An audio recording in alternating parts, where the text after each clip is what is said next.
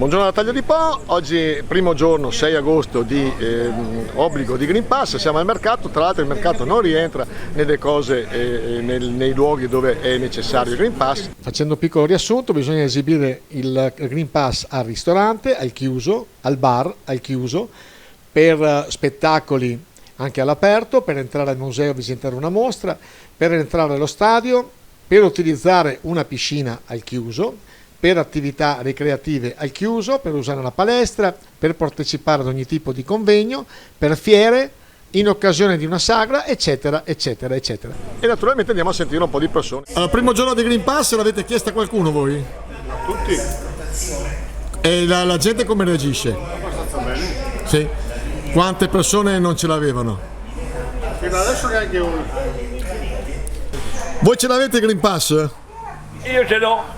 L'hai esibito, te l'hanno chiesto? Sì, caro, ce l'ho. L'ho fatto in farmacia. Green Pass lei ce l'ha? Sì? Gliel'hanno chiesto stamattina, primo giorno? No. Nessuno? Nessuno. Però lei eventualmente ce l'ha? Sì. Green Pass gliel'hanno chiesto stamattina? No. Nessuno, però eventualmente ce l'ha. Lei ha fatto i vaccini, quindi a posto. Vi hanno chiesto il Green Pass stamattina? No, però eventualmente ce l'avete. Primo giorno di Green Pass, gliel'ha chiesto qualcuno? No, Nessuno? nessuno. Gliel'hanno chiesto qualcuno stamattina? No, per il momento no, però ho visto sui bar tutti i tavoli con scritto riservato Green Pass.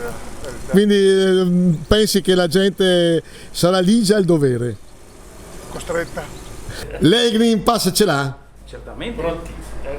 Tutti e due? Sì, questo è un mio cliente che gli ho chiesto io, anche se non abbiamo bisogno, però è sempre meglio. E qualcuno gliel'ha chiesto? No, per il momento no, è il primo giorno, quindi. Mini sondaggio finito, che dire? Green Pass, questo sconosciuto, da quello che abbiamo noi un pochino testato, a nessuno ha chiesto il Green Pass, quasi tutti ce l'hanno, perlomeno le persone che abbiamo sentito noi ce l'avevano, che dire, c'è in ogni caso poca conoscenza di quello che bisogna fare per questo Green Pass.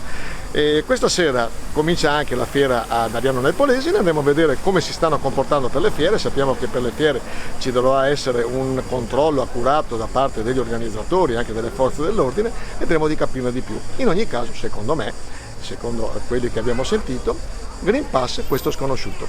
Ciao da Leandro Maggi.